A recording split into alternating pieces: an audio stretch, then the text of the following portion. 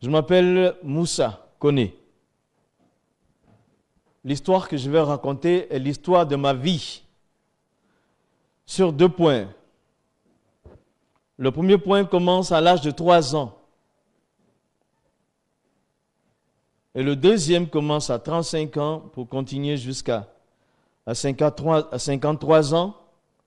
Et là, aujourd'hui, le 21 avril de ce mois, j'aurai 53 ans.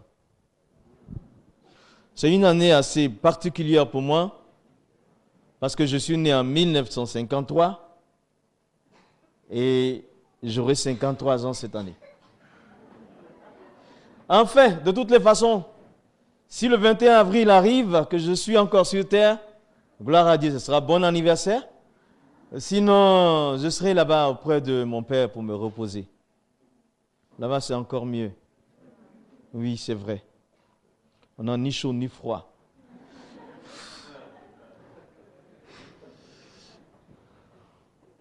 Donc, mon grand-père s'appelait Sékou Koné. Mon père, il s'appelait Ibrahima Koné. Mon grand-père avait 40 enfants, parmi lesquels il y avait 13 imams. Mon père était le 12e imam. Et il y avait un de mes oncles qui était le 13e.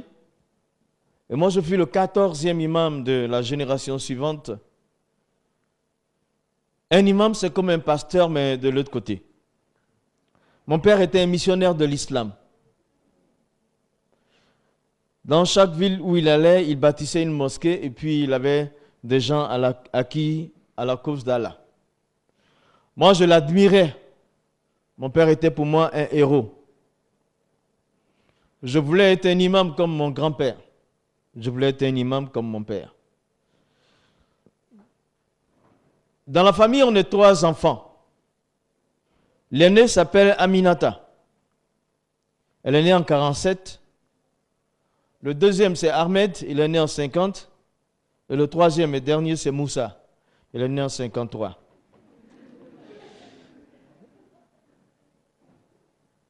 À l'âge de 3 ans, mon père ne cessait de me répéter une phrase.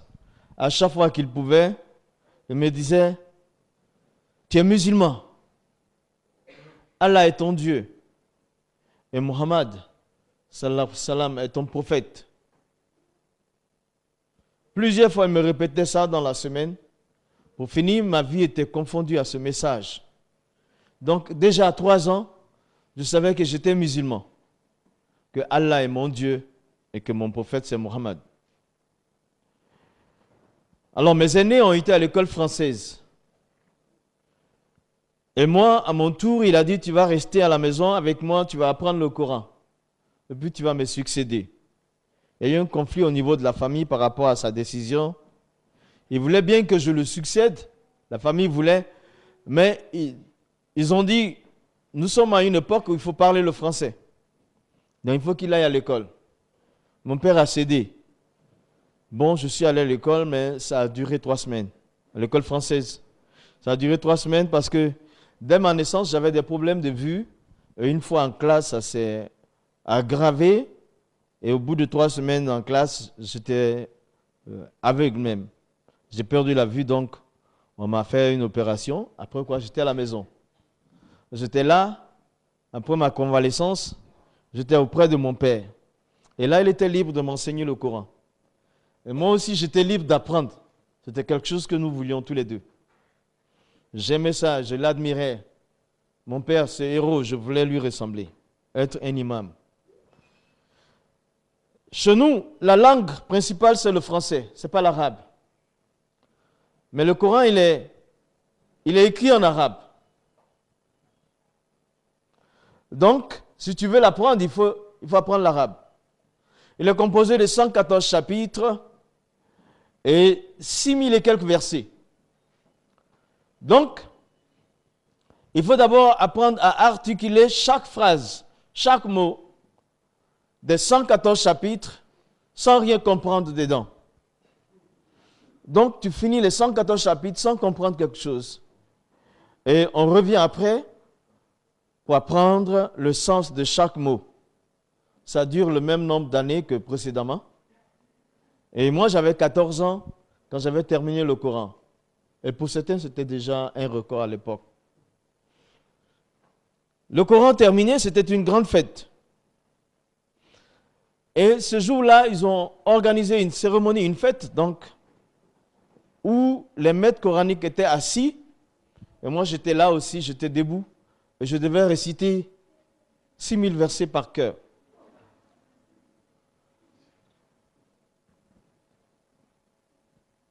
Alors, ça s'est passé. Alors, toute la famille était fière de moi. J'étais aussi content parce que c'est ce que je voulais.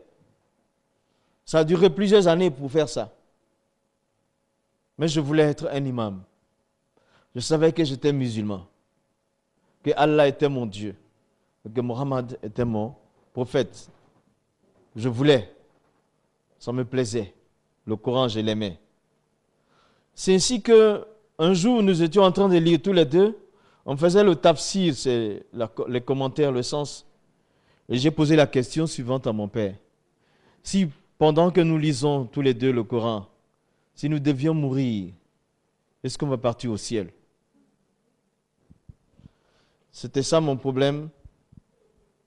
Je lui ai posé 2 fois la question et la 3e fois, il m'a dit, bon, de notre vivant, il n'est pas possible de le savoir. Il faut attendre après la mort, au jour du jugement, des balances seront érigées et nos œuvres seront pesées. Si nous avons plus de bonnes actions, nous irons au paradis. Mais si c'est le contraire, c'est l'enfer. Donc il faut avoir plus de bonnes actions que de péchés. Alors, ça ne m'avait pas plu. Parce que le Coran m'avait enseigné, m'avait déjà montré, décrit le paradis. En lisant le Coran, j'ai vu la description du paradis, c'était bon. Et par contre, j'ai vu aussi la description de l'enfer. Ça, c'était pas bon. Alors, je ne voulais pas aller. Moi, j'avais choisi, c'est le paradis qui me plaisait. Je voulais aller au paradis, c'était ça l'essentiel.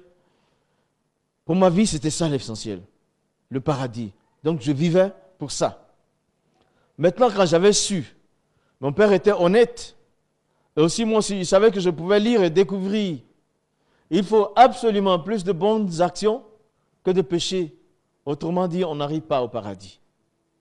Mais là, à cet âge, je ne savais pas le nombre de mes actions, bonnes ou mauvaises. Et donc, je ne pouvais pas savoir ma position dans l'au-delà. Donc, mon âme était attristée. Mon enfance, alors, a été teintée d'une forte tristesse. Parce que j'étais plus innocent comme les autres enfants de mon âge. J'avais en moi déjà la réalité de l'éternité. Mais je ne savais pas où aller après la mort. Donc j'étais attristé, angoissé. Et quand je me couchais, la nuit, je me réveillais souvent en sursaut et je regardais autour de moi. Quand je voyais encore les murs de la maison, je me disais, ah, je suis encore sur terre. Et si ce n'était pas le cas, quelle serait ma position? J'avais peur. Des fois, je me disais, le sommeil, c'est le petit frère de la mort. Tu peux être en train de dormir et puis être dans l'au-delà. Mais alors, quelle serait ma position? C'était ça mon problème. Mon enfance était donc teintée d'angoisse. Aujourd'hui, je ne sais pas, ce soir, pour toi, présent à cette soirée, à cette retraite, ou même invité, ou peut-être même écoutant, ou regardant, je ne sais pas d'où. Je ne sais pas pour toi, quelle est ta position. Si tu devais mourir tout de suite, où est-ce que tu serais? Irais-tu au paradis ou en enfer? Donc, moi je continue. Mon âme est angoissée, mais je continue de lire, d'étudier avec mon père. Alors, tellement que c'était difficile pour moi. Mon enfance, je n'avais pas de désir de vivre. je n'avais pas d'objectif pour orienter ma jeunesse. Je ne savais pas quoi faire et parce que pour moi, l'essentiel de ma vie serait de savoir mon séjour dans l'au-delà. C'était ça. J'avais trop appris dans le Coran. Voyez-vous, c'était important parce que on peut te tromper en toutes choses. On peut te donner ton frère, ta soeur, ta mère, ton père, ta mère, je ne sais pas quoi, ta femme ou ton mari, ou un proche peut te tromper. On peut même te donner un chèque sans provision. Mais pour le salut de ton âme, si tu es trompé, tu as tout perdu. Tu n'auras pas l'occasion de refaire. Est-ce que ce soir, tu es prêt à la rencontre de ton Dieu? Si tu devais passer dans l'éternité. J'ai continué de chercher, de lire, d'apprendre avec mon père, au point où mes aînés sont partis, ils ont quitté la famille, les deux. J'étais resté seul. La fille, elle était devenue institutrice, ma grande sœur, elle s'était mariée, et mon frère, à 18 ans, il avait son bac, il est rentré, il est venu en France, et j'étais seul. Donc, on n'avait pas une famille riche. Donc, à mi-temps, je travaillais dans la journée, je faisais des petits contrats, je ramenais l'argent à la maison, et le soir, j'étais dans la mosquée. Quand mon père, quand il voyageait, je conduisais tout. Et même souvent, quand il est là, il est fatigué ou malade, je conduisais la prière. C'est ainsi que j'ai eu l'occasion de travailler sur une plateforme de forage pétrolière. Chez nous, il y a du pétrole en Côte d'Ivoire. Donc, j'ai travaillé comme un ouvrier en pleine mer. C'était pour 2 semaines. Je devais remplacer quelqu'un. Je suis resté 7 ans. En fait, il y a ça, il y a les choses qui débordent chez moi. Je suis resté 7 ans. On était 200 personnes à bord, à un moment donné. Et moi, j'étais le seul Africain le plus jeune. Tout le monde était blanc. Et c'était des anglophones, les Américains, les Britanniques et autres choses. Bon, j'ai appris à parler l'anglais comme ça. Alors, le capitaine du bateau, il m'a aperçu. Il me voyait, c'est sûr. Mais ce qui l'a intéressé, c'est mon nom. Le fait que je m'appelle Moussa, il a été touché. Il m'a dit, mais tu es musulman alors? Je lui ai dit, oui, je suis musulman. J'étais fier d'exposer ma religion. Je suis musulman. Alors il me dit, je viens ce soir te voir dans ta cabine. Moi, je travaillais de 6 heures le matin à 18 heures le soir. Il y avait un autre groupe qui commençait de 18 heures à 6 heures. On travaillait 12 heures par jour sur la plateforme. Et ce soir-là, j'étais assis. Et lui, il était le commandant. La première personnalité à bord. Et moi, j'étais la plus petite. Il dit qu'il viendrait me voir dans ma cabine. C'était un honneur. Et je ne croyais pas qu'il allait venir. Ce soir-là, après avoir prié, j'étais assis, je lisais mon Coran tranquillement. J'ai entendu frapper, j'ai ouvert la porte.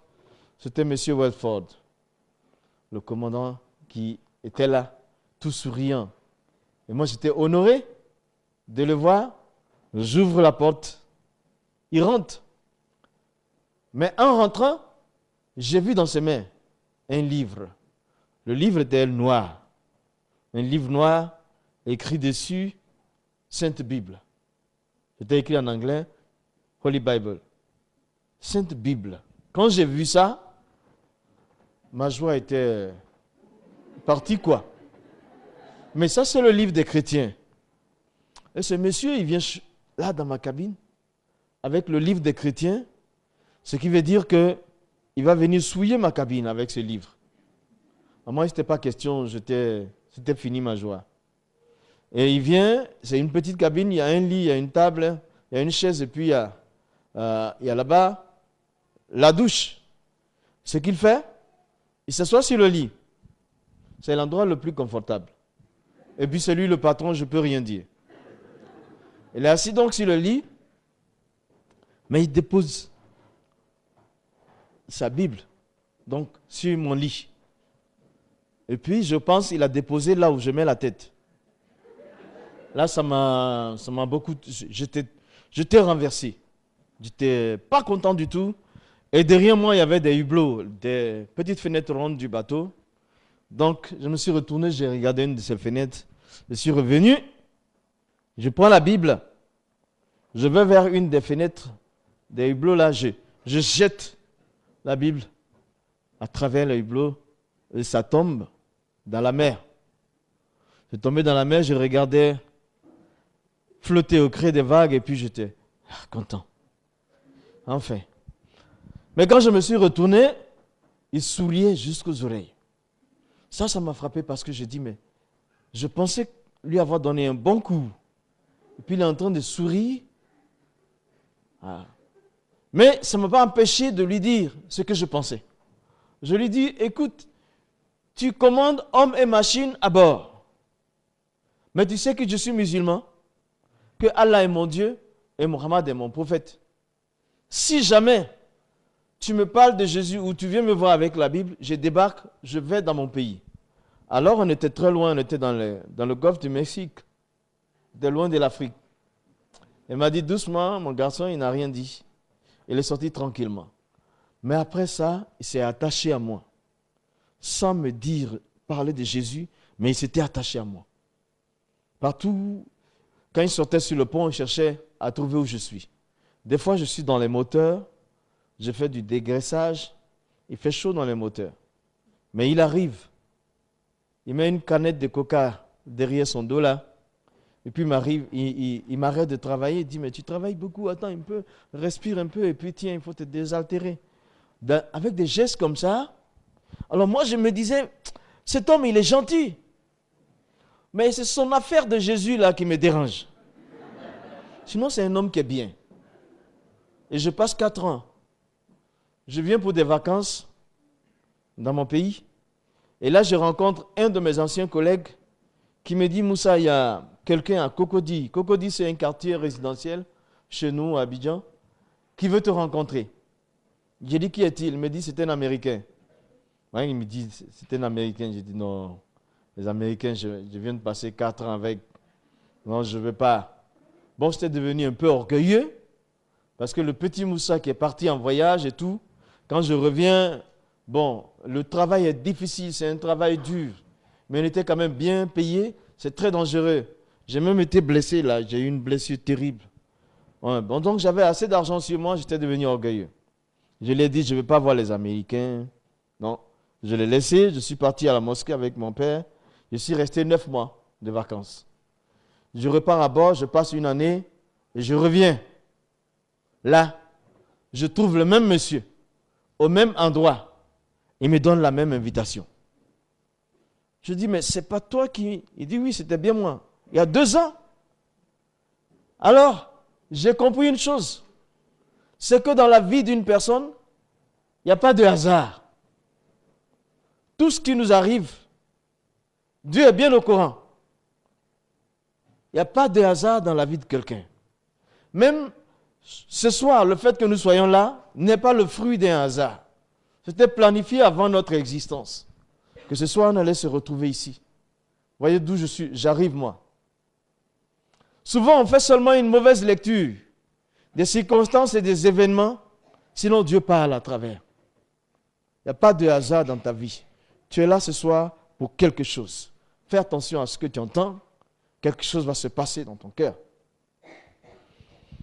Alors, je pars voir ce monsieur. C'était un Américain, on avait à peu près le même âge. À l'époque, je parlais l'arabe. Et j'étais tellement étonné de voir un occidental qui parle arabe et qui lise le Coran. On a regardé le Coran ensemble. Et ce qu'il m'a dit, on a parcouru certaines choses ensemble dans le Coran. Et puis à la fin de notre conversation, il m'a salué. Il dit, Moussa, bon, tu sais, moi je suis sauvé. C'est ce qu'il me dit. Il me dit que lui, il est sauvé. J'ai dit, c'est bien, pour toi, si tu es sauvé, c'est bon. Je lui ai dit ça, mais c'était une phrase que je ne devrais pas entendre. Ça ramenait en surface le problème que j'avais à l'âge de 14 ans. Là, je me trouvais là, j'avais 35 ans. Il dit, il est sauvé. Il y a une voix qui a commencé à parler à l'intérieur de moi. Il dit, voilà quelqu'un qui marche comme toi sur terre et qui sait qu'il est sauvé. Voici quelqu'un qui est là, qui vit sur terre, il sait où il va au paradis. Et toi, voilà comment la voix s'adressait à moi. Et toi, où est-ce que tu iras quand tu vas mourir? Lui, il sait qu'il va au ciel. Mais et toi? Mais c'était devenu très grave.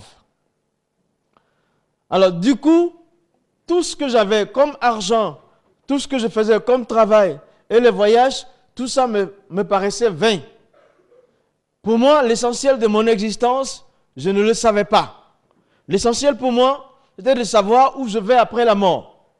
Parce que je savais que la mort pouvait intervenir à tout moment. Et moi, je n'avais pas la solution. Il n'y a que deux lieux. Il y a le paradis ou l'enfer. Et l'enfer. Mais où est-ce que j'irai? La voix me dit, où tu vas? Où est-ce que tu vas aller après la mort? Tu ne le sais pas. Mais quelqu'un en face de toi le sait. Ah, encore, l'angoisse est venue. La tristesse est venue. Le découragement est venu. Ma personne, je ne l'aimais plus. Parce qu'on ne savait pas l'essentiel de son existence. L'essentiel pour moi de la vie d'une personne, c'est là-bas où son âme passe l'éternité. Et je ne savais rien de tout ça. En plus de l'angoisse, il y avait le découragement. Et puis donc, j'étais très mal à moi. Ça n'allait pas. Je n'avais aucune raison de vivre, aucun désir de vivre. Il n'y avait rien pour me pousser dans cette vie-là. Je n'avais pas la paix à l'intérieur de moi. Voyez-vous, l'argent ne donne pas la paix. Le plus bel homme, la plus belle femme, les titres, les voitures, les belles maisons ne peuvent donner la paix. Ce qui donne la paix, c'est Dieu. Mais c'est seul celui qui sait où son âme passera l'éternité à cette paix à l'intérieur de lui. Ce soir, est-ce que toi tu es sûr de là où tu vas? Est-ce que tu es sûr de là où tu vas après la mort? Est-ce que tu es prêt à rencontrer ton Dieu? Est-ce que tu es prêt à rencontrer ton Dieu? Il y a une chose, il y a un rendez-vous qu'on ne manque pas. Le rendez-vous de la mort. On ne l'a jamais raté. Nous avons tous raté des rendez-vous dans nos vies. Je sais que le Suisse est calculé à la montre. Mais Dieu est plus précis que tout homme. Le rendez-vous de la mort, on ne le rate jamais. Mais est-ce que tu es prêt à rencontrer ton Dieu? Es-tu prêt à la rencontre de ton Dieu? Moi, j'étais fatigué. Je voulais en finir avec une bonne foi. Cette fois-ci, en revenant à bord, je me suis muni d'autres versions du Coran et je suis arrivé parce que le Coran était mon livre. C'est le livre de mon Dieu. C'est lui qui devait me dire ce qu'il fallait faire.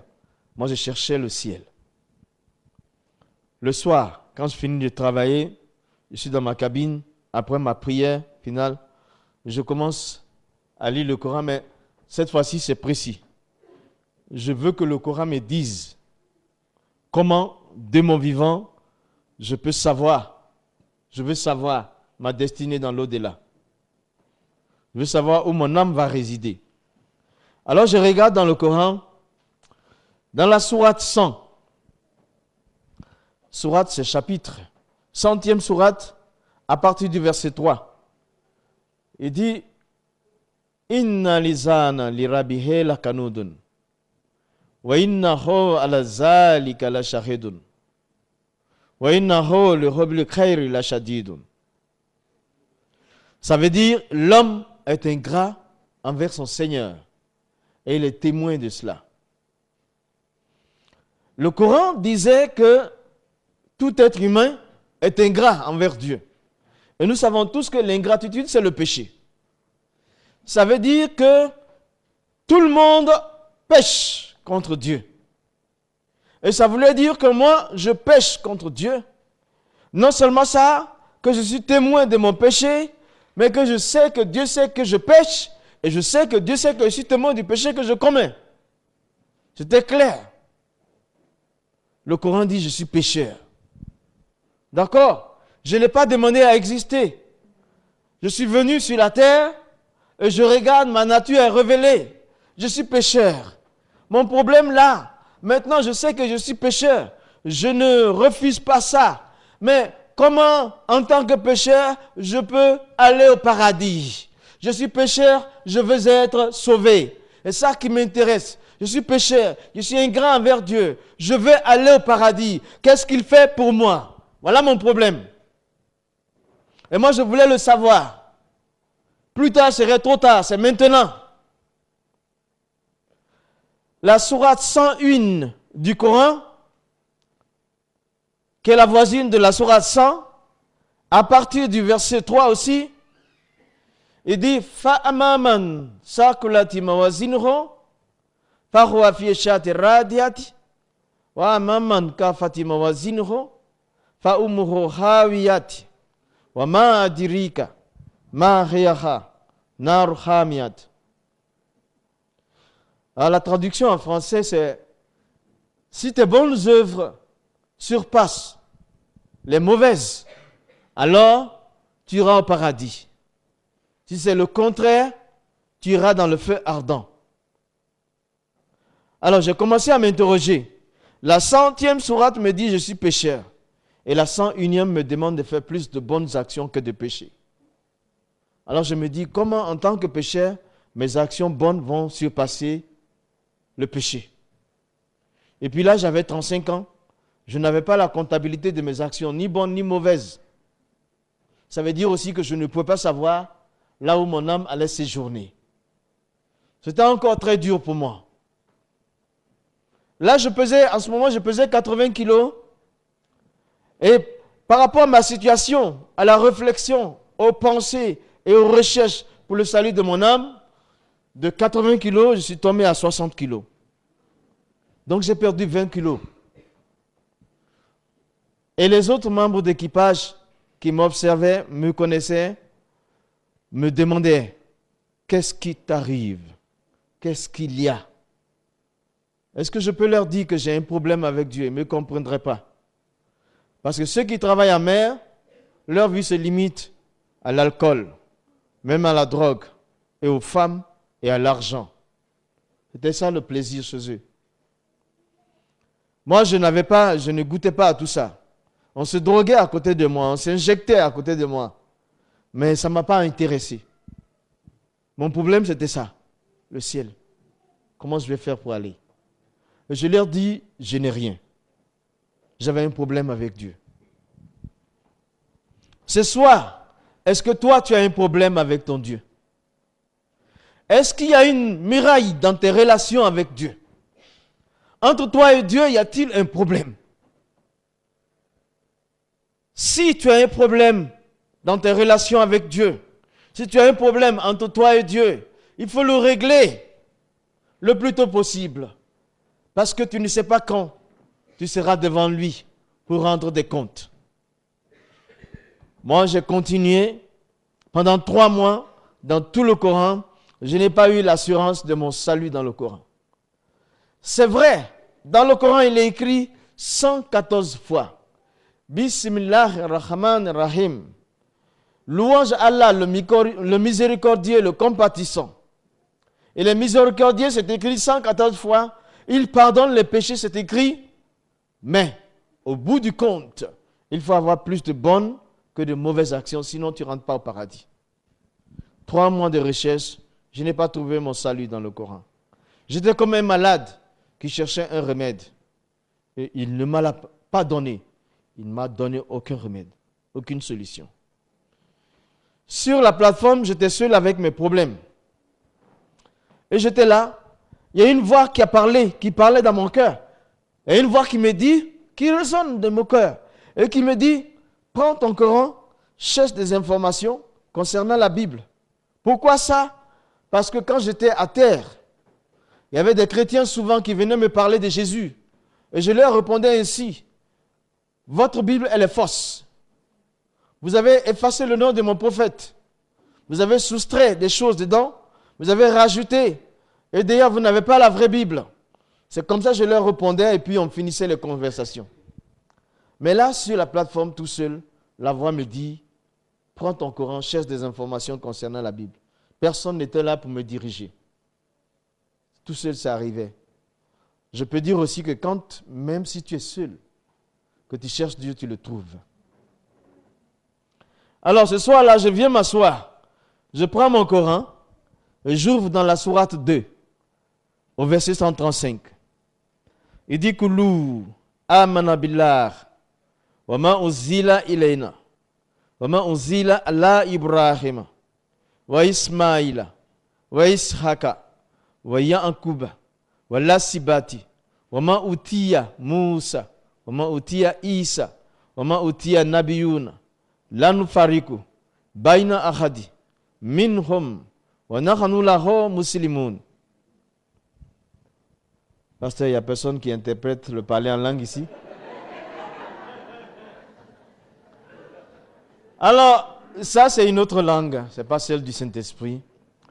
Alors, ça veut dire, Koulou, quand il dit Koulou, le Coran dit Koulou, deuxième sourate, verset 135, c'est-à-dire confesse, dites. Au singulier, il dit Kala, au pluriel, il dit Koulou, dites. Il parle au lecteur du Coran. Dites, confessez, nous croyons en Dieu. À ce qu'il a donné à Abraham, à Ismaël, à Isaac et aux 12 tribus. Et nous croyons au livre que Dieu a donné à Moïse. Et nous croyons au livre que Dieu a donné à Jésus. Nous nous soumettons à ces livres, nous ne faisons aucune différence. Le verset dit de croire au livre que Dieu a donné à Moïse. Il dit de croire au livre que Dieu a donné à Jésus. Ah, moi je me dis, pourquoi au livre de Moïse? Le livre de Moïse, c'est Taurat. Il faut que je le lise. Il n'est pas dans le Coran, c'est un livre à part. Pourquoi le livre de Jésus? Le livre de Jésus, c'est Injil, c'est l'évangile. Il faut que je le lise. Mais il n'est pas dans le Coran. C'est un autre livre à part. Il y a les histoires de Jésus et Moïse à travers les chapitres du Coran, mais il n'y a pas leur livre. Dans le Coran, ce sont des livres à part. Injil, c'est l'évangile, c'est à part. Et Taurat, c'est le Pentateuque, c'est à part. Je dis, mais où est-ce que je vais trouver ces livres-là? C'était ma première question. Et puis j'ai commencé à réfléchir. Est-ce que ces livres composent la Bible? Si tel est le cas, je venais de jeter une Bible à la mer. Et je me pose une deuxième question.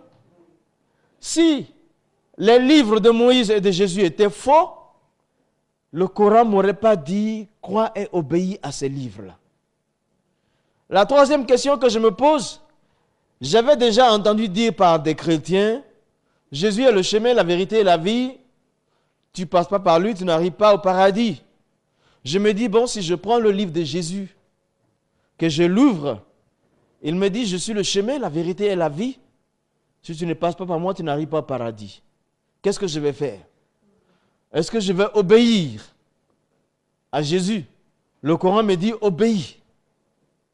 Mais si j'obéis à Jésus, que je le suis, je deviens chrétien.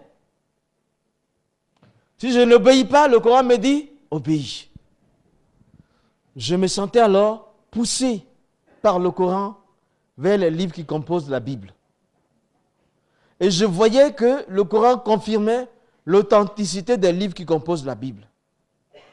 Même qu'il dit, dans la 5e sourate, au verset 45-48, il dit, nous avons donné l'évangile, après les autres prophètes, nous avons donné l'évangile à Jésus. Et l'évangile, c'est la lumière et la direction pour tous les peuples. Tu dis, mais alors, si tous les peuples doivent être dirigés par l'évangile de Jésus, ça ne peut pas être faux.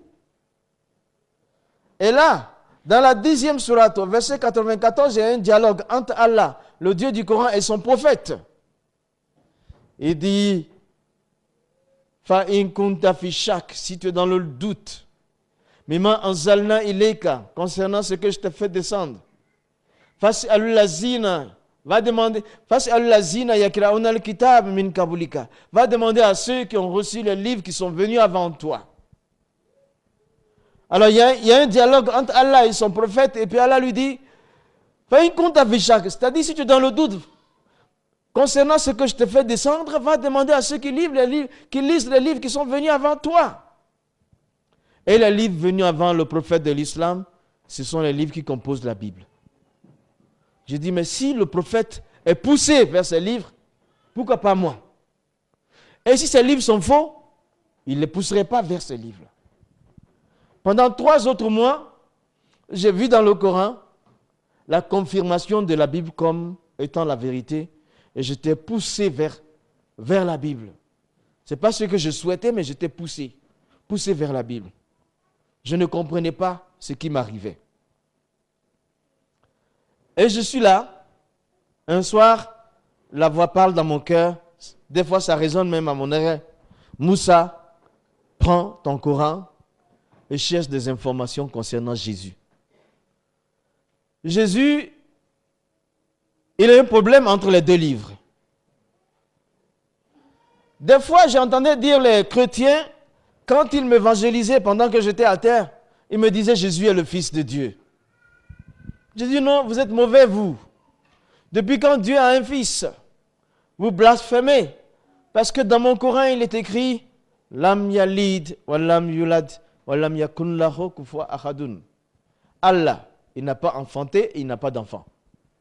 Pourquoi vous dites que Jésus est le Fils de Dieu? C'est ainsi je leur répondais, c'est la 112e sourate. Mais seul sur le bateau, la voix me dit, prends le Coran et cherche des informations concernant Jésus. Alors j'ouvre le Coran, je suis d'abord accueilli par ce. Il dit, Issa ibn Maryam, Jésus le fils de Marie. Jésus le fils de Marie. Je dis, mais qui est son père? Comment s'appelle son père? Je n'ai pas de réponse. Le Coran ne dit pas son père c'est Dieu. Il dit fils de Marie. Je dis, mais tout le monde est nommé après son père. Moi je suis connu parce que mon père il est connu. Mais pas ma mère. Pourquoi Jésus il est nommé après sa mère? Et qui est son père? Pas de réponse. Dans tout le Coran, c'est lui seul qui est nommé après sa mère. C'est lui qui est fils de Marie. Je regarde encore, il dit Issa, Kalimatullah, Jésus, parole de Dieu. Jésus est la parole de Dieu, le Coran dit. Et personne d'autre n'est parole de Dieu dans le Coran à l'exception de Jésus, parmi tous les autres prophètes. Et je regarde encore dans le Coran, il dit Issa, Ruhla, Jésus, Esprit de Dieu. Dans tout le Coran, aucun autre prophète n'est appelé Esprit de Dieu à l'exception de Jésus. Et même la 3e sourate au verset 45 dit ceci. Jésus est honoré sur la terre et dans l'au-delà, il est familier de Dieu. Il a une partie de Dieu. En plus, il dit Al-Masih Isa ibn Maryam. Jésus, le Messie. Lui seul est appelé Messie parmi tous les prophètes. Et le Messie, c'est quoi? Le Coran ne dit rien. Et ce qui m'a le plus touché, c'est que j'ai découvert les péchés de tous les prophètes du Coran. Il y a 25 prophètes de la Bible qui figurent dans le Coran. Et tous les prophètes dans le Coran ont tous péché. Je regarde Jésus, je cherche dans tout le Coran, il n'y a aucun péché concernant Jésus. Et lui seul dans tout le Coran n'a jamais péché. Il n'a pas de péché. Ce soir-là, j'étais tellement touché que tout doucement, j'ai fermé le Coran parce que ce que j'avais découvert de Jésus touchait mon cœur. J'ai dit attention avec lui, ou tu le rencontres sur terre, ou bien dans l'au-delà, tu le rencontreras. Je l'ai fermé doucement et puis je me suis couché. J'ai fermé le Coran. Le lendemain, je suis en train de travailler. Quand je reviens, la voix me dit, prends ton Coran, cherche pour la crucifixion de Jésus. Mais il y avait des choses étranges qui m'arrivaient sur cette plateforme. J'étais guidé par une voix qui parlait dans mon cœur. Et c'était les choses qui me préoccupaient dans cette religion. Je regarde pour chercher, pour trouver des informations concernant la crucifixion de Jésus. Dans la sourate 4, il y a 2 versets, 156 à 158. Ces versets rejettent la crucifixion de Jésus. Dans ces 2 versets, il est écrit Wakaulihum, ils disent, Wakaulihum, ça veut dire, ils disent, Nous avons tué le Messie. Wama Katalour, ils ne l'ont point tué. Wama Salabour, ils ne l'ont point crucifié. Mais c'est une autre personne qui ressemblait à Jésus qui a été crucifié à sa place. Allah a élevé Jésus au ciel. Les deux versets, 4e sourate 156 et 158, disent que Jésus n'est pas crucifié, mais c'est une autre personne qui a été crucifiée et le vrai Jésus a été élevé au ciel. Que les gens se sont trompés. Alors, pour la première fois, j'étais content. J'ai dit, mais là, j'ai eu quelque chose contre la foi chrétienne. Ils ont dit que Jésus est crucifié, ils sont sauvés, mais c'est écrit que ce n'est pas lui. J'étais content. Mais juste après 5 minutes environ, la voix parle dans mon cœur. Mais toi, est-ce que tu es sauvé? Est-ce que tu es sauvé? C'est-à-dire que je n'avais pas le droit de me réjouir. Mais harcelé, est-ce que tu es sauvé? Alors je suis venu, je me suis assis normalement. Disons que j'ai pris le temps maintenant de regarder ces deux versets de près. Ces versets disent 3 choses. Il y a eu crucifixion. Mais la personne crucifiée n'est pas Jésus. C'était une personne qui lui ressemblait, qui a été crucifiée à sa place. Et le vrai a été enlevé au ciel. J'ai étudié ça, j'ai regardé. Et puis je me suis posé une question d'abord. J'ai dit, bon, la personne qu'on a crucifiée à la place de Jésus parce qu'elle ressemblait à Jésus, pourquoi n'a-t-elle pas crié sa vraie identité au moment où on l'amenait crucifiée? Parce que la crucifixion, c'était la mort. C'est la mort, c'est une mort terrible. On va te crucifier, on t'a pris pour quelqu'un d'autre, tu n'es pas cette personne et tu ne dis pas, je ne suis pas Jésus. Il dit, pourquoi elle n'a pas dit, elle n'a pas crié sa vraie identité. Elle, c'était silence jusqu'à ce qu'on la tue. Et que les gens croient que c'était lui. Et puis après, la deuxième question, je me suis dit, mais qui a mis la ressemblance de Jésus sur lui?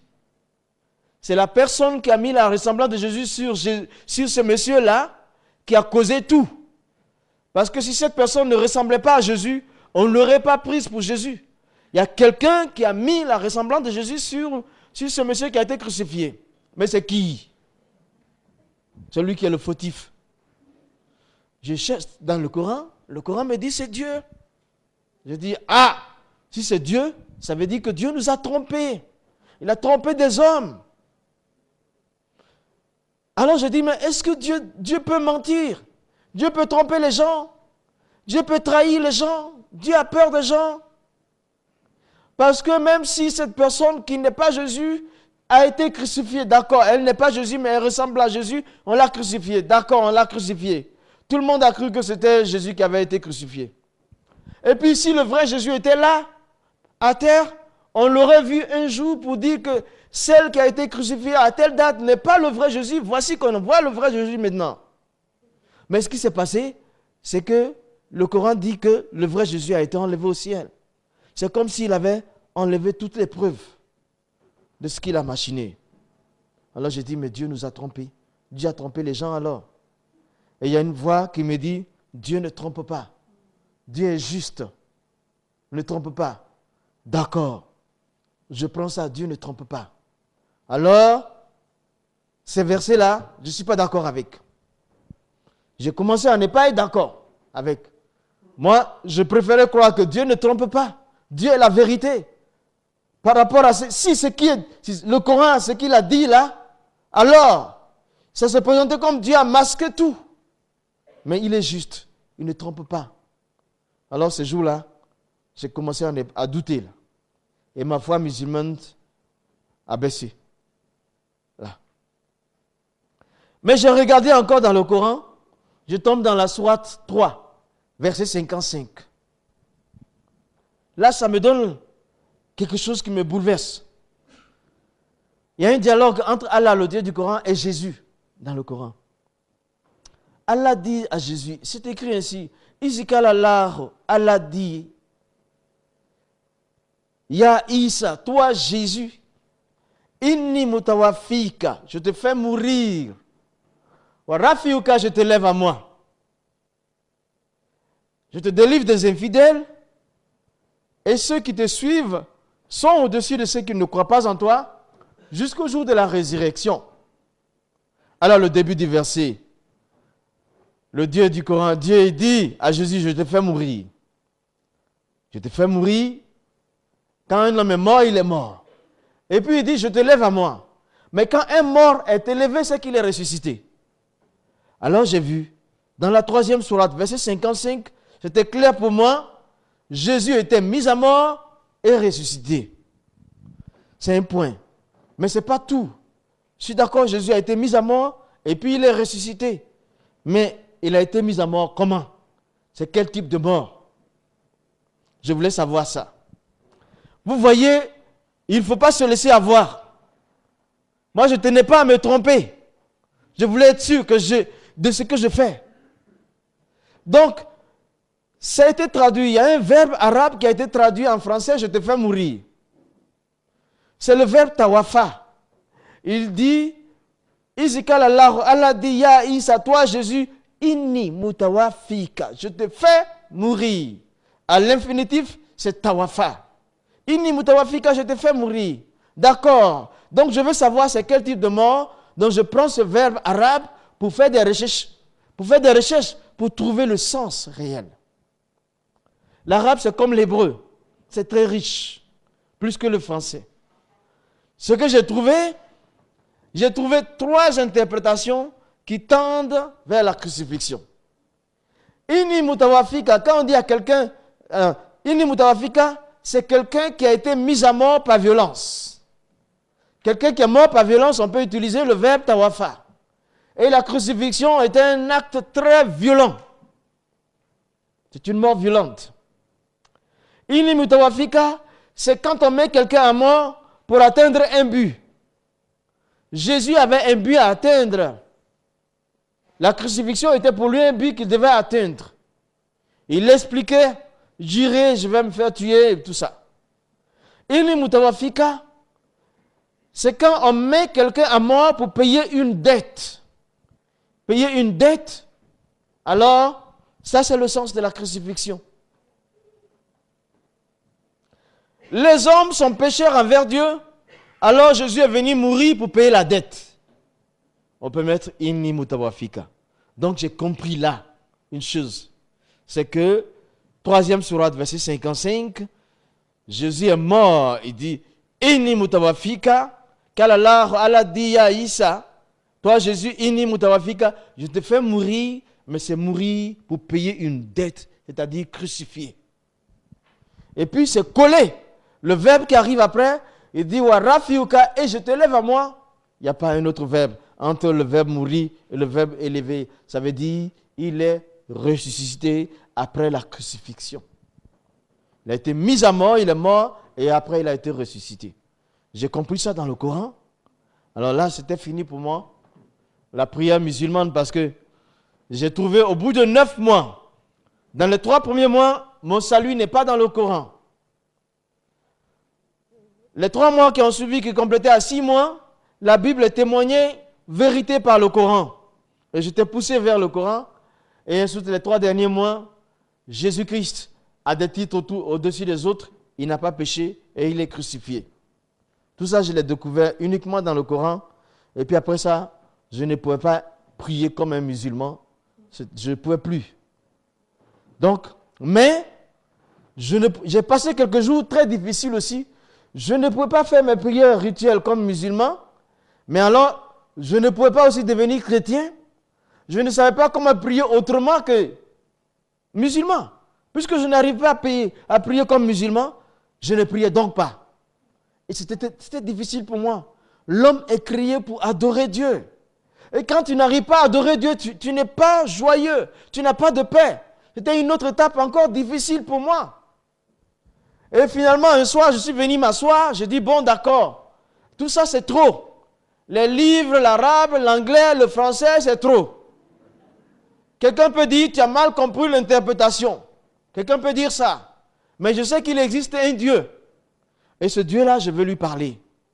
Il connaît ma situation. Je veux lui parler et il va me répondre. C'est pas compliqué. Dieu, il est Dieu. Nous sommes des hommes. Il connaît ma situation. Je rentre ce soir-là, dans ma cabine, je m'assois. Et puis je dis, bon voilà, moi je suis le 14e imam. Et je n'arrive plus à prier comme musulman. Mais je ne peux pas devenir chrétien. C'est pas possible. Il y a un gouffre entre moi et ça. Et puis en plus, sinon je serais banni, je serais considéré comme un traître, j'aurais brisé le maillon de la chaîne des imams et tout. Je ne peux pas. Mais toi, tu es Dieu. Fais ce que tu veux. Ah, si vous lancez un défi à Dieu, vous avez lancé à la personne indiquée pour répondre, pour relever ce défi. C'était 21h quand j'ai dit ça. À 21h30, j'avais la réponse. J'ai fait cette prière dans ma langue. J'ai parlé ainsi à Dieu. Et je me suis retourné pour éteindre l'interrupteur. J'ai touché l'interrupteur pour éteindre la lumière du bateau. Je l'ai éteint. Et puis je voulais me coucher. Avant que je ne me couche, voici, il y a une autre lumière qui s'est faite dans la cabine. Il y a une autre lumière. Ah, je suis étonné. Et puis je regarde là.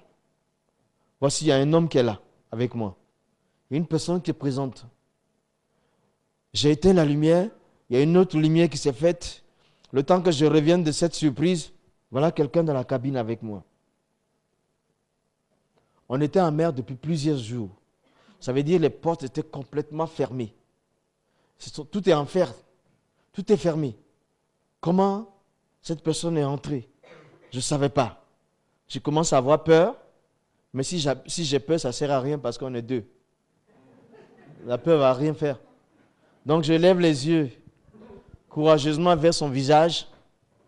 Je vois son visage est un visage encourageant. Un visage compatissant. J'allais même dire un visage d'amour. Et voilà le résumé de ce qu'il a dit. Il dit, tu as vu ce que tu devais voir. Tu as entendu ce que tu devais entendre. À toi de décider. C'est par suite de cela qu'il y a eu le noir. Et puis je cherche encore. La lumière, je rallume. Mais il est parti. Je ne sais pas où. Il est parti comme il est venu. Je cherche, je ne le vois pas. Donc, je reste assis jusqu'au matin 6 heures. Je ne peux plus dormir. Je vais travailler. Je reviens m'asseoir. Je reviens le soir. Je dis non, Dieu, hier, ce n'est pas suffisant. Moi, aujourd'hui, je n'éteins pas la lumière. Tu fais ce que tu vas faire. Mais tu es Dieu. Je ne peux pas devenir chrétien. Je ne suis plus musulman là. Fais ce que tu as à faire. Mais je n'éteins pas la lumière. Je veux voir vis-à-vis ce que tu veux faire. J'ai laissé la lumière. Et puis, je vois sur la table, sur ma table, je vois mon Coran qui est posé là. Alors, je prends le Coran. Quand je prends le Coran, je commence à lire. Je lis maintenant. En lisant, j'ai commencé à adhérer à nouveau au Coran. Mon cœur était reparti dans le Coran. Et je lisais, je dégustais même, j'allais dire. Et brusquement, du côté de la page droite, j'ai vu une braise enflammée qui perçait les feuilles. Le temps que je reviens de ma surprise, au bout de quelques secondes, il y a eu une succession de braises qui sont tombées à partir du dessous du plafond, mais qui tombaient justement, uniquement sur le livre que je tenais entre mes mains. Ça tombait seulement sur le livre. Et en quelques secondes, tout le livre était flambant. Et moi, je n'ai pas eu le courage de rejeter parce que j'y étais attaché. Je regardais, j'étais terrifié, je regardais, j'étais étonné. La couverture de carton dur a complètement brûlé. Et tout le livre entier. Mais je n'ai pas senti une seule brûlure dans mes mains.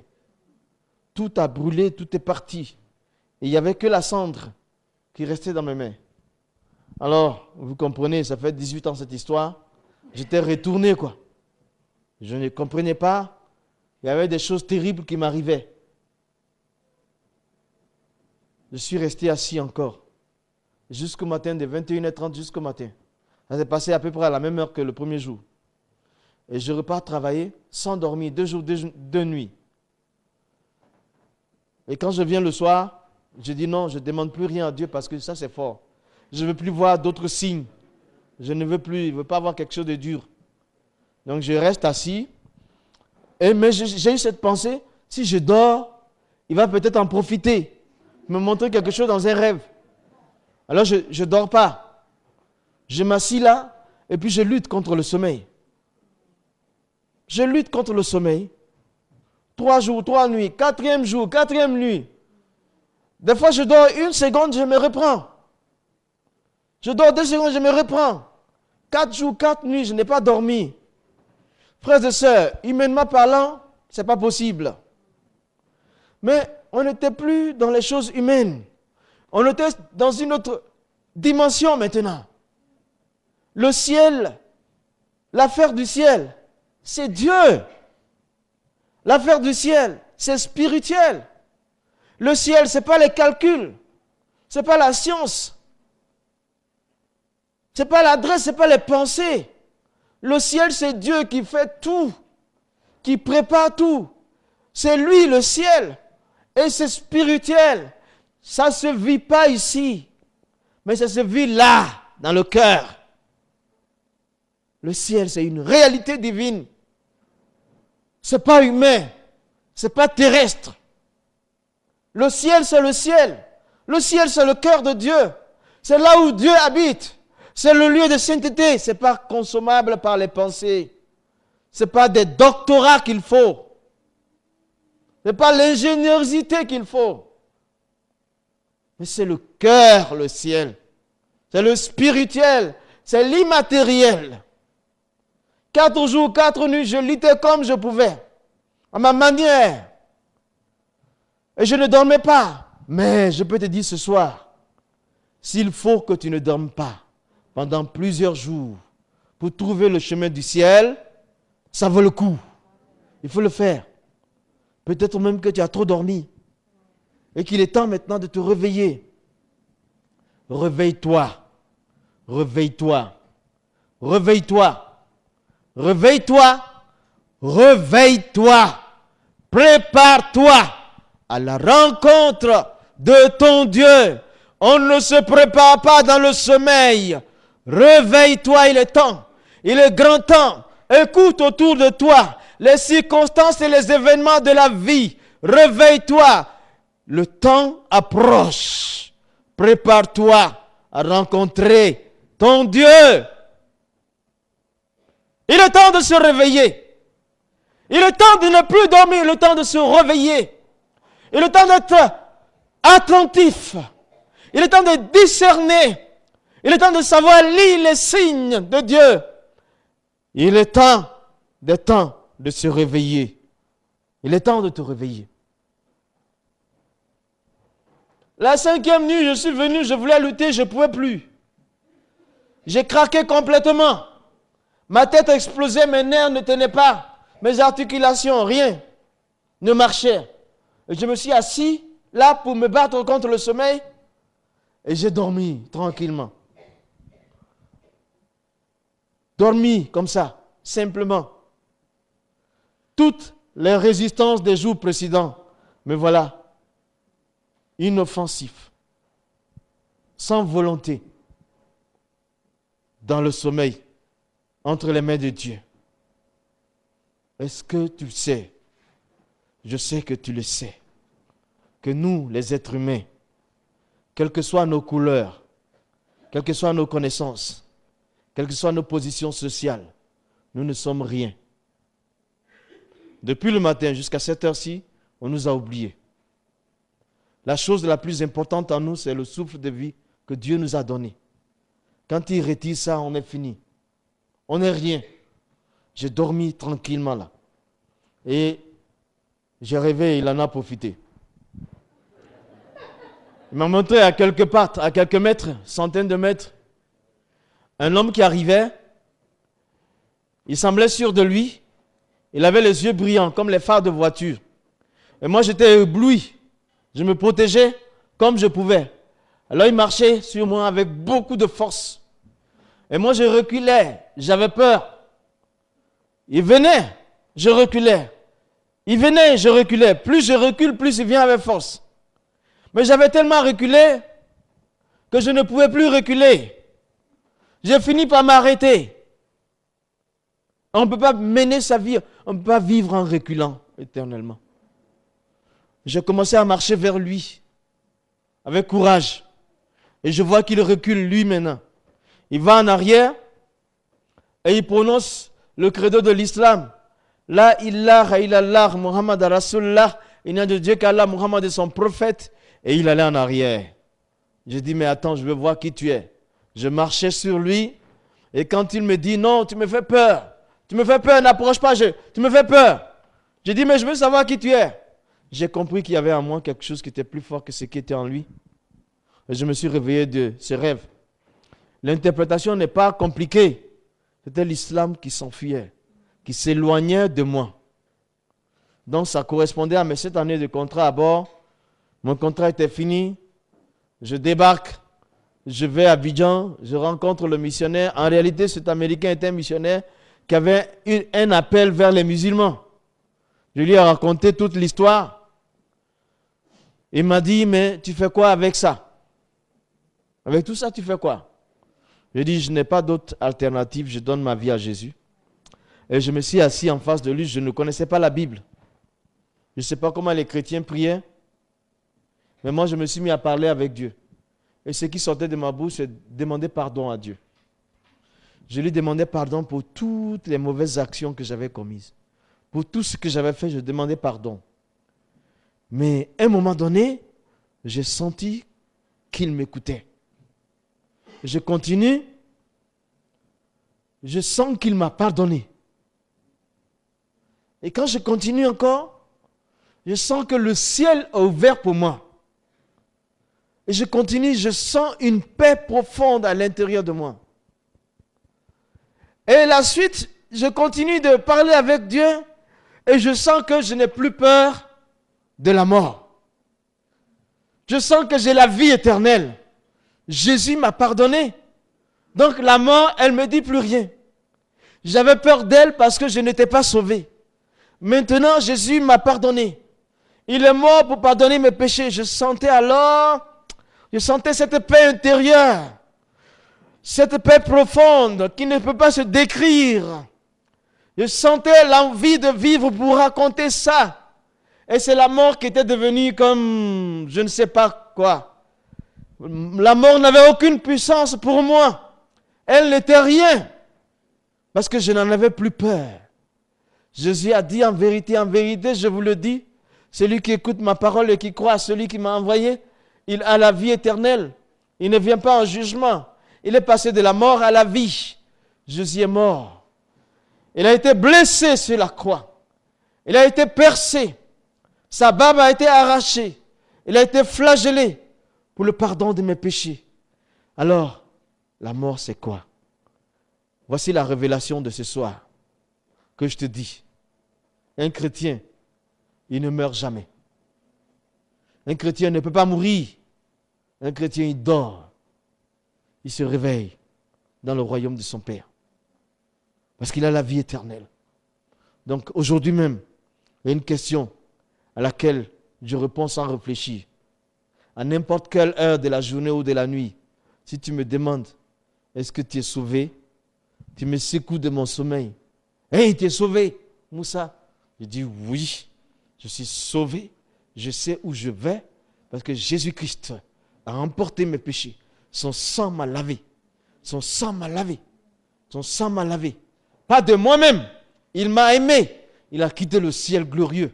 Il a marché sur la terre comme un homme. Il s'est fait comme un esclave. Et il est mort sur la croix. Mais il a aimé ceux qui le clouaient. Je suis sauvé. Je le suis. Mort, où est ta puissance? Mort, où est ton aiguillon? N'est-il pas écrit? Christ a souffert une seule fois pour le péché, le juste pour des injustes, afin de nous amener à Dieu. Il a été mis à mort quant à la chair. Il a été rendu vivant quant à l'esprit. Jésus est mort. Il a souffert une seule fois pour nous amener chez Dieu. Il a fait le pont pour nous amener à Dieu.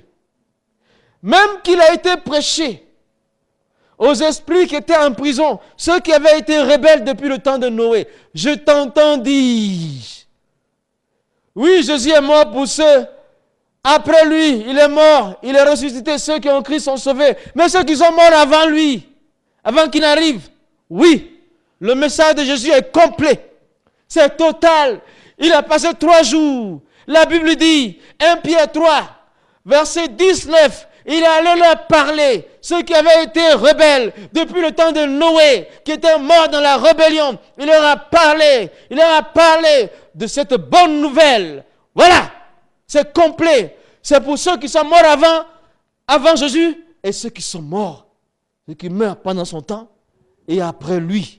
C'est un salut éternel. C'est la vraie immunité. Oh, ils me font pitié, ceux qui cherchent l'immunité présidentielle pour seulement 10 ans au maximum. Moi, je l'ai pour l'éternité. L'immunité éternelle. Sous le ciel, il y a eu des grands noms, mais il y a un seul par lequel l'on soit sauvé, c'est Jésus. Il n'y a pas d'autre nom. Pas d'autre nom. Pas d'autre nom. Si quelqu'un est en Christ, il est donc une nouvelle créature. Les choses anciennes sont passées. Voici, toutes choses sont devenues très nouvelles.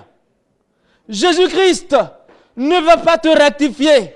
Si tu l'acceptes, que tu rentres en lui, il ne te rectifie pas. Il ne te rajuste pas. Il te fait mourir et il te crée nouveau. Et il dit, qui peut accuser les élus de Dieu? Christ est mort.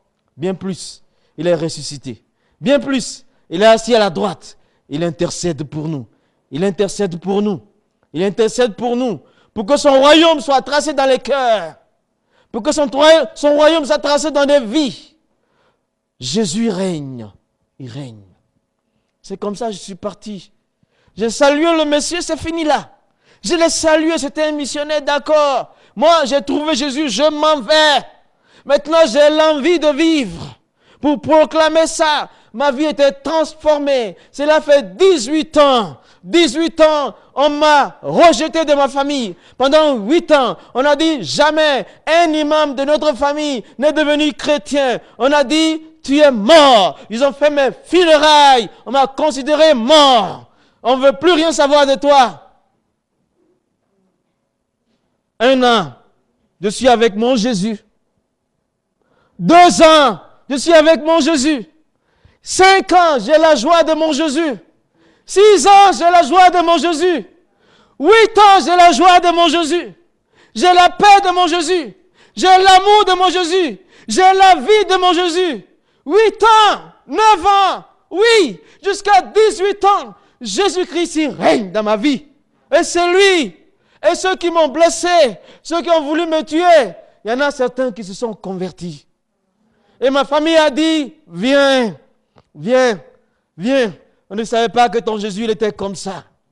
Il est comme ça, mon Jésus. Ça, Jésus prend l'homme de la boue. Il le met à la table des grands. C'est du spécial Jésus. Il transforme des vies. Seul Jésus peut changer. Ils ont tout essayé. La prison ne veut pas. Les psychologues ne peuvent pas. Personne ne peut. Mais Jésus-Christ a dit, l'onction de Dieu est sur moi. Et il m'a envoyé pour délivrer les captifs, pour renvoyer libres les opprimés et guérir ceux qui ont le cœur brisé. Brisé. Brisé. Il est là ce soir. Il est là ce soir. En 2006. À la veille de Pâques, Jésus-Christ n'a pas changé. Il est le même hier, aujourd'hui, éternellement. Il n'a jamais changé. C'est le même qui allait d'ici là pour guérir les malades, ressusciter les morts. Il est le même. Moi aussi, j'ai vu ça. Ce que je n'ai pas encore vu, c'est la résurrection des morts. Mais j'ai vu des aveugles pour qui j'ai prié au nom de Jésus, ils ont retrouvé la vue. J'ai vu des boiteux qui ont retrouvé l'usage de leurs jambes. J'ai vu des malades qui étaient au bord de la mort, sortis du coma. Oui, mais ça, écoutez, elle était au Canada. Au Canada. Elle est partie pour des études. Elle a été paralysée. Sa maman m'a téléphoné. Pasteur, je te prie d'intercéder pour ma fille. Elle est au Canada et elle est paralysée. Je dis, madame, croyez-vous que Jésus-Christ peut faire quelque chose? Vous êtes chrétien, non? Il a guéri à distance, non? Je dis, passez-lui le téléphone. J'étais à Abidjan, loin du Canada. Là-bas, il fait très froid. Et chez moi, il fait très chaud. J'ai prié au téléphone. Je dis, madame. Et puis, je dis à la mère. La fille, elle a écouté. Je priais. Je dis, donne. J'ai raccroché. Je dis, madame, appelez votre fille. Dites-lui de se lever. Elle s'est levée. Elle a marché. Authentique. Jésus-Christ est Seigneur. Il est le même. Je ne sais pas. Il peut te guérir. Mais le ciel est plus important. Il dit, ne vous réjouissez pas parce que les démons vous sont soumis. Chasser les démons, c'est une petite affaire. Hein? C'est une petite affaire. Tu dis, au nom de Jésus-Christ, tu sors, il va sortir. Il va s'en aller dans les lieux arides. Mais Jésus a dit, c'est petit. Je voyais Satan tomber. Mais ce qui est important, c'est que vos noms sont écrits dans les cieux. Je vous donne le pouvoir sur les serpents et les scorpions et sur toute la puissance de l'ennemi. Et rien ne pourra vous nuire, a dit Jésus-Christ. Ce message ne change pas. C'est la même chose. Merci Seigneur. Tu es notre Dieu. Tu es notre roi. Je te rends hommage ce soir. Je te rends la gloire. Parce que tu es celui qui guérit, qui restaure, qui réhabilite, qui donne la joie, qui donne la paix, qui donne l'assurance, qui équipe. Merci Seigneur, notre Dieu. Ce soir, je veux rendre hommage à ton nom et te dire, tu peux encore venir chercher ce qui était perdu. Golgotha, c'est ici ce soir. La croix est ici ce soir. La croix est devant ton écran ce soir. Le sang de Jésus-Christ est en train de verser. Son sang coule. Le sang de l'alliance, le sang de la délivrance, le sang qui restaure. Ça coule. Ça peut te sauver. Ça peut te laver. Ça peut blanchir ta robe, ton caractère, ta situation pour te présenter devant le Seigneur. Merci Seigneur. Merci Seigneur. Nous sommes là, mais je sais, si toi tu as le doute dans ton cœur par rapport à ton salut, est-ce que tu vas sortir de ce lieu comme ça avec? Si tu n'es pas sûr de là où tu vas après la mort, est-ce que tu vas t'en aller comme ça? On ne sait pas ce qui peut arriver. Le mieux, c'est de régler la chose. C'est vrai, nous sommes en retraite. Le mieux, c'est de régler la chose. Il y a le doute dans ton cœur. Tu n'es pas sauvé. Tu vas rentrer dans une retraite et partir comme ça. C'est à cause de toi qu'on a organisé cette retraite. Le Fils de Dieu est venu chercher ce qui était perdu. Est-ce que tu peux vouloir faire un geste pour le Seigneur Jésus-Christ? Un geste de foi. L'amour du Seigneur se tend vers toi. Lui, il a les bras ouverts. Il attend que tu viennes. Il frappe à la porte de ton cœur. Il veut que tu viennes souper avec lui. Il veut que tu viennes partager la vie de ce royaume. Il veut t'enlever des frustrations que tu vis. Il veut te donner de l'espoir et t'encourager. Il dit, prenez courage, j'ai vaincu le monde. Est-ce que quelqu'un ici, sans le doute dans son cœur, pour répondre à cet appel, en seulement levant sa main? En seulement levant sa main. En seulement levant sa main. Qui peut le faire? Qui n'a pas la paix par rapport à son salut et qui veut lever sa main pour qu'on prie pour lui ce soir? Je sais que vous êtes peut-être influencé par les caméras.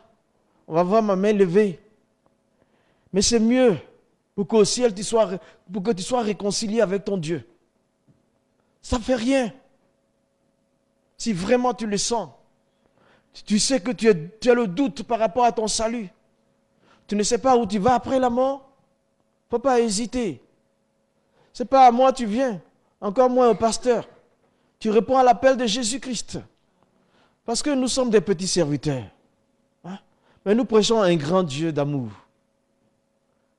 Qui sent, qui veut se réconcilier avec Dieu. Ce soir. Qui veut se réconcilier avec Dieu? Qui n'est pas sauvé, il veut se réconcilier avec l'Éternel. Qu'il le fasse. Nous allons prier pour lui. Les anges vont se réjouir dans le ciel. Et sa vie va changer. Sa vie va changer. Transformer. Retraite 2006 sera pour toi. Tu peux bien faire ta retraite. Qui va le faire? Qui veut? Qui veut donner sa vie vraiment? Vraiment. Qui a le doute et veut finir avec? Il veut effacer ce doute. Il va avoir la certitude. Qui veut le faire ce soir? Qui veut renouer? Le Seigneur est Dieu. Il est présent par son esprit. Il est là pour soutenir, pour aider, pour construire. Vas-tu repartir avec le doute dans le cœur, dans ta chambre, pour avoir une campagne, une retraite attristée? Ou bien veux-tu te réconcilier?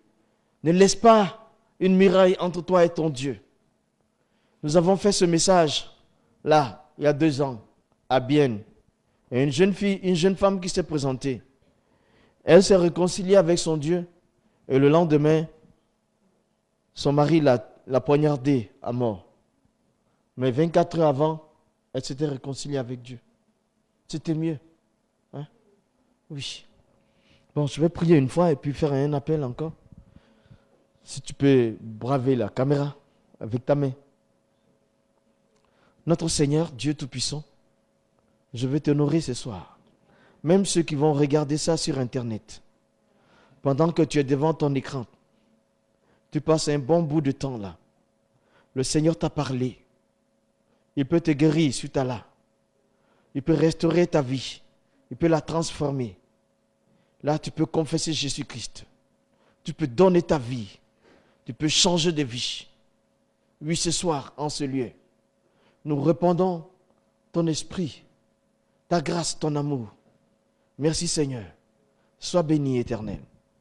Que la gloire te revienne au nom de Jésus-Christ. Merci. Personne? Et donc, qui est sauvé comme moi?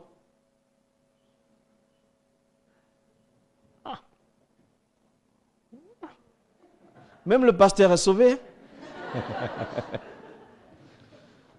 Alors, on veut bien prier pour toute personne qui se sent mal. J'aimerais prier pour lui là, avant de céder le micro. Parce que les 2 choses se font. Or, le Seigneur, c'est l'esprit. Là où il y a l'esprit du Seigneur, là est la liberté. C'est comme ça, chaque fois dans mon église, je prie. Chaque dimanche, quand je finis de prêcher, on prie. Je dis, bon, les malades, on prie. Il y avait un jeune homme qui avait l'hépatite B. Le plus grave, c'est quoi? C'est C ou c'est B? Il avait le C. Il était médecin. Et il suivait quelqu'un qui avait cette maladie et qui était au dernier degré. Et lui, il savait qu'il avait ça. Il ne m'avait pas dit. Ça commençait. Et ce jour-là, il est venu dimanche. J'ai dit, on prie. Comme toujours.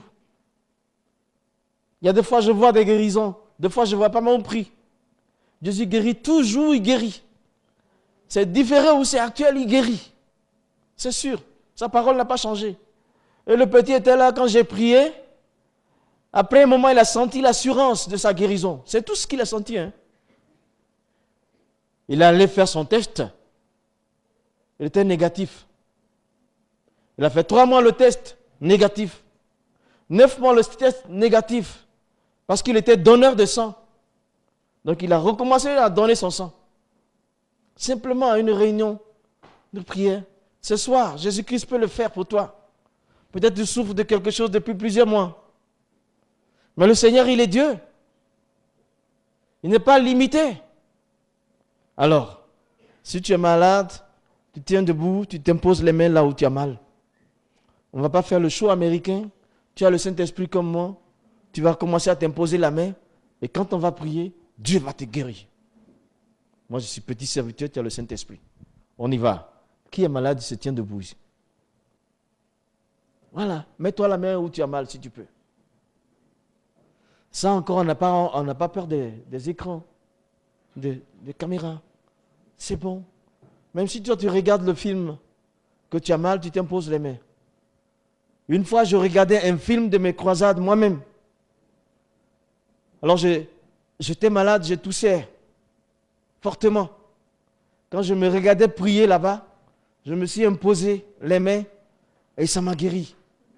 Parce que la parole de Dieu n'est jamais révolue. Elle marche toujours. Elle ne tourne jamais sans atteindre son but. Jésus-Christ n'a jamais changé. Défie ta foi aujourd'hui. La foi vient de ce qu'on entend. Ce qu'on entend vient de la parole de Christ. Christ est le même, il guérit. Saisis ça. Laisse monter ta foi. Comme cette femme qui avait perdu son sang pendant plusieurs années quand elle a touché Jésus-Christ. Ça s'est arrêté. Et ton tour aujourd'hui, ce n'est pas demain. Ce jour-ci, saisis l'exaucement. Saisis ta guérison. Saisis-la. Il est écrit par les méthodes de Jésus, nous avons guéri. Nous avons été guéris. Merci Seigneur. Je te rends toute la gloire. Dans le nom de Jésus-Christ. Il y a eu un échange glorieux sur la croix. Tu as été abandonné pour que nous soyons acceptés. Tu as été blessé pour que nous soyons guéris. Éternel, c'est pourquoi qui a cru à la main de l'Éternel, Ésaïe a dit, je suis l'Éternel qui te guérit, c'est écrit. Les signes qui accompagneront ceux qui ont cru, ils imposeront les mains aux malades, ils seront guéris. Merci Seigneur Jésus. Merci Seigneur. Merci Père. Nous te prions ce soir, dans le nom de Jésus-Christ, que la maladie dans le corps, la maladie dans le corps, la maladie dans le corps, la maladie dans le corps s'en aille maintenant. Parce que Jésus-Christ est Seigneur. Parce que lui, il guérit. Nous, les hommes, nous ne pouvons pas. Mais Jésus, il guérit. Jésus restaure les organes, même fatigués. Il restaure. Il réhabilite. Même les maladies dans les pensées. Au nom de Jésus-Christ, recevez vos guérisons par la puissance du Saint-Esprit. Dans les nerfs, le sang malade. Le sang de Jésus-Christ vient pour purifier le sang malade. Les cœurs, les nerfs, les os, les articulations, les oreilles, les yeux. Jésus guérit. Merci Seigneur. Merci Seigneur. Merci Seigneur. Merci Seigneur. Merci Seigneur pour ta guérison. Merci pour ta restauration. Merci pour ta réhabilitation. Merci d'ôter les soucis sur le cœur. Les blessures sur le cœur. Depuis l'enfance, tu les enlèves. Parce que l'Esprit de l'Éternel est sur toi. Tu es venu guérir ceux qui ont le cœur brisé. Merci Seigneur Jésus-Christ. Merci Dieu puissant. Sois béni Père. Nous te remercions. Au nom de Jésus-Christ. Merci Seigneur. Vous pouvez dire merci à Dieu. Notre Dieu soit béni. Gloire à ton nom Seigneur. Pour ta guérison. Pour ta restauration. Au nom de Jésus-Christ. Amen.